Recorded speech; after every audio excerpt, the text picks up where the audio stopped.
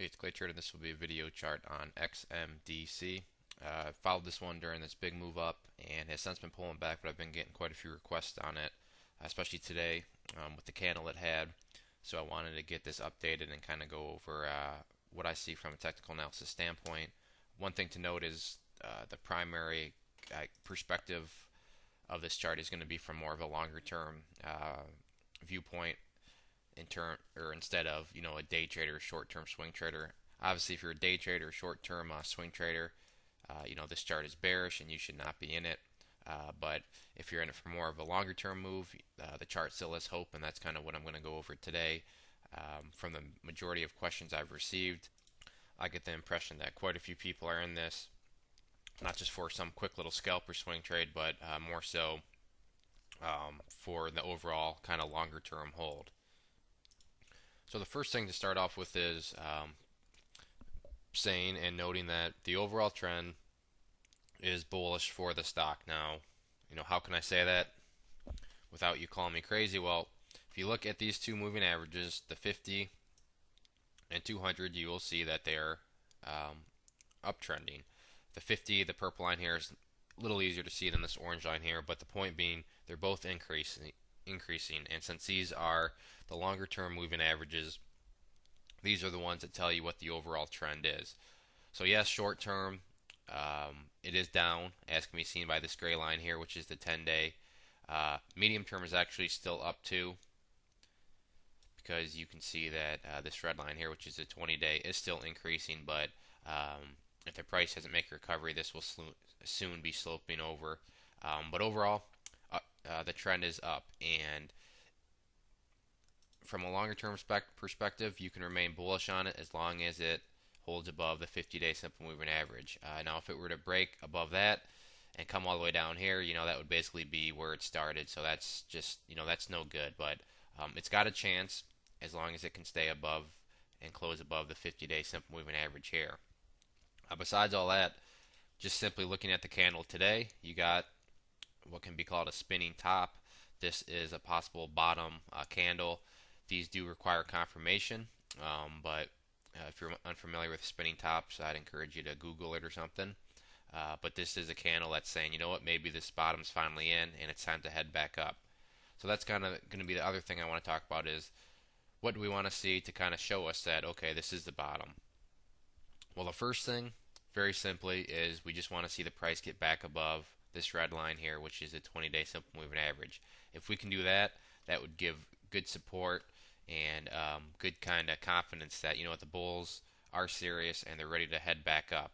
If it comes back up here and gets rejected by this line, maybe you'll get some more sideways action, which isn't bad, but at the same time, we're looking for some sort of hopefully rebound here to head back up. And sideways action is good. It can create a healthy bounce, but people talking about bounces and so forth before it can even close above this red line here is kind of putting the cart before the horse. We want to first just see if there's any sort of strength behind what we had today in terms of the candle that was formed. So now let's say we do get a close above this red line. Kind of what's next? What do we want to then see? And glancing, I see that we had this top right here, and then we had the bottom of this gap up. And this is what I kind of see as somewhat of a little resistance zone. And the way I look at things is first you have to consolidate, then you bounce, then you reverse, and then you can break out. So right now we're in possibly day one of consolidation. Before I would even consider calling this a bounce, I would want to see close above this level. If you can get a close above that level, this is where I would call it from going to a bounce conversation into a reversal conversation. Because remember, short term, medium term, it is down. So when I'm saying about a reversal, I'm talking about a short term reversal and heading back up. Lots of people will talk about bounces and reversals way too soon. The stock first has to be able to consolidate, then it will bounce, then reverse, and then it will hopefully break out from up here.